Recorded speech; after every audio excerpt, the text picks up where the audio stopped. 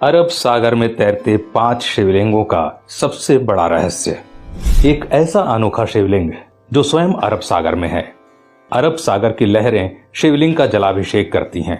आज हम आपको बताएंगे इस खास शिवलिंग से जुड़े कुछ खास रहस्य और ये भी बताएंगे कि आखिर ये इतना दिलचस्प क्यों है। गुजरात के भावनगर में कोलियाक के तट से 3 किलोमीटर अंदर अरब सागर में स्थित हैं निष्कलंक महादेव। यहाँ पर अरब सागर की लहरें रोज शिवलिंगों का अभिषेक करती हैं।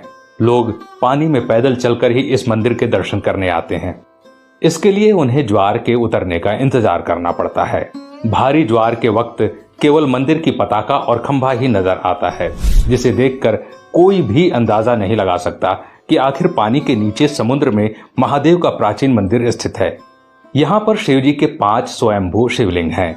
अब ये 5 शिवलिंग यहाँ आए कैसे? दोस्तों, इस मंदिर का इतिहास महाभारत काल से जुड़ा है।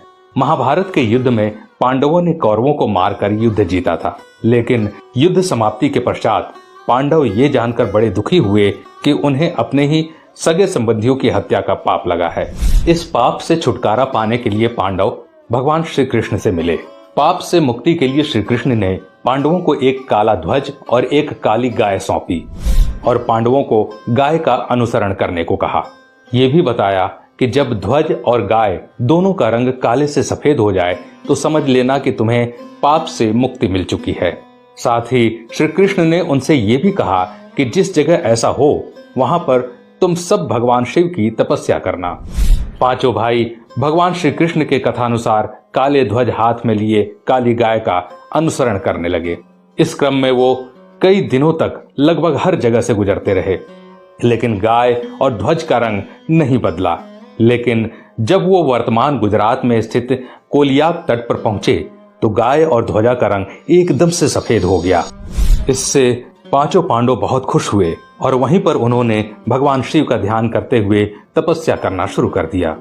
भगवान भोलेनाथ ने उनकी तपस्या से खुश होकर पांचों भाइयों को लिंग के रूप में अलग अलग दर्शन दिए। वो 5 शिवलिंग अभी भी वहीं स्थित हैं। 5 शिवलिंग के सामने नंदी की प्रतिमा भी है और 5 शिवलिंग एक वर्गाकार चबूतरे पर बने हुए हैं। ये कोलियाक समुद्र तट से पूर्व की ओर 3 किलोमीटर अंदर अरब सागर में स्थित है। इस चबूतरे पर एक छोटा सा पानी का तालाब भी है, जिसे पांडव तालाब कहते हैं। श्रद्धालु पहले इसमें अपने हाथ पांव धोते हैं और फिर शिवलिंगों की पूजा अर्चना करते हैं, क्योंकि यहाँ आकर पांडवों को अपने भाइयों के कलंक से मुक्ति मिली थी। इसलिए इस खास मंदिर का नाम भी निष्कलंक महादेव मंदिर है। भादो महीने के अमावस को यहाँ पर मेला लगता है, जिसे भाद्रवी भी कहा जाता है, और अमावस्या के दिन इस मंदिर में भक्तों की विशेष भीड़ रहती है। हालांकि पूर्णिमा और अमावस्या के दिन ज्वार अधिक सक्रिय रहता है, फिर भी श्रद्धालु उसमें उतर कर जाने का इंतजार करते हैं और भगवान शिव के दर्शन करते हैं। कहते हैं दोस्तों कि जब आप समुद्र तट से देखेंगे तो सिर्फ और सिर्फ आपको समुद्र के ऊपर पताका और एक खंभा दिखेगा, लेकिन जैसे ही ज्वार हटता है वो शिवलिंग और साथ ही साथ वो चबूतरा स्पष्ट रूप से दिखाई देने लगता है। दोस्तों, ऐसा भी माना जाता है कि आज तक समुद्र की लहरें न ही उस पताका को हिला पाई और न ही खंभे को और न ही शिवलिंग को, क्योंकि अरब सागर स्वयं भगवान शिव का जलाभिषेक करता है।